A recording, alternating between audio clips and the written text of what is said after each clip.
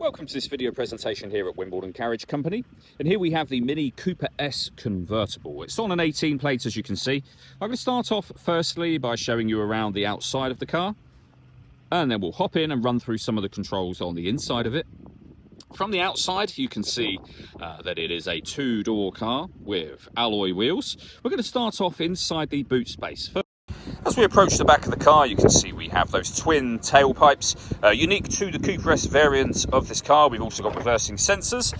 Given the nature of the vehicle, a decent amount of boot space. You can increase this space, should you wish to, by folding down those rear two seats as well.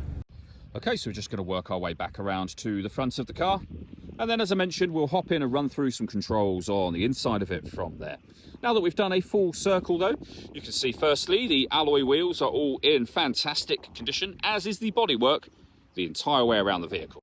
Just briefly before we climb in, I think it's well worth seeing the interior from this exterior point of view. There's plenty to run through on the dashboard, so let's hop in and we'll do that now. Okay, now that we're inside the car, we're going to start with the dials first of all. Over on that left-hand side, we have the rev counter. In the center, we have the speedometer. On the right-hand side, the fuel gauge.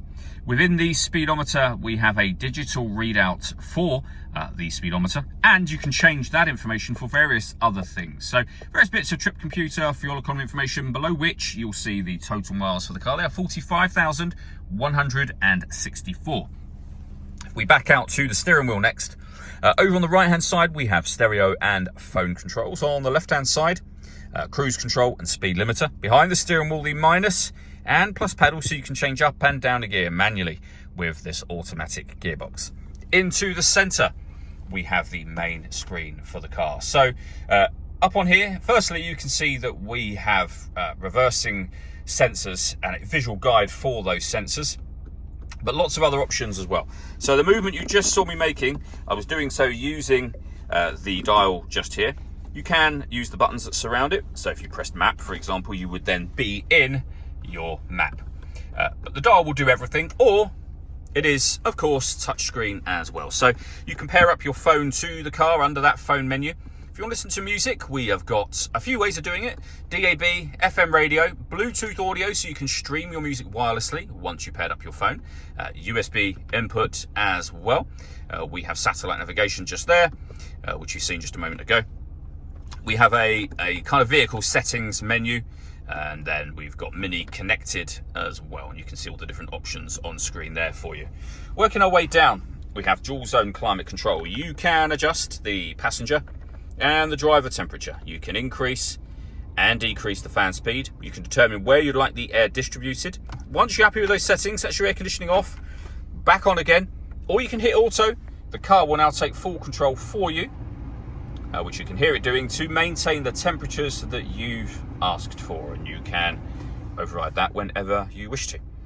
Below that, we have a heated driver's seat, we have a heated passenger seat. Both the seats have 3 separate heat settings on each. You've got your stop and start beneath that, so this car is designed to cut out when it's stationary in traffic to save you fuel.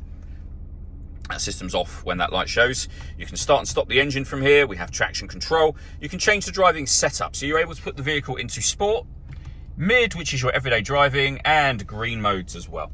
We have a USB input, a 12-volt charging socket, 2 cup holders, and the gear lever for the fully automatic gearbox. And the last thing I'll show you, of course, is the roof operation. So there's a button up by the rear view mirror. If we pull that backwards, the first thing that will happen is that the roof section will open to about the size of a sunroof, which you can see just there. If you then press the button again, the windows will go down, which will allow the roof to release. And this part is very, very quick. That is now the roof open.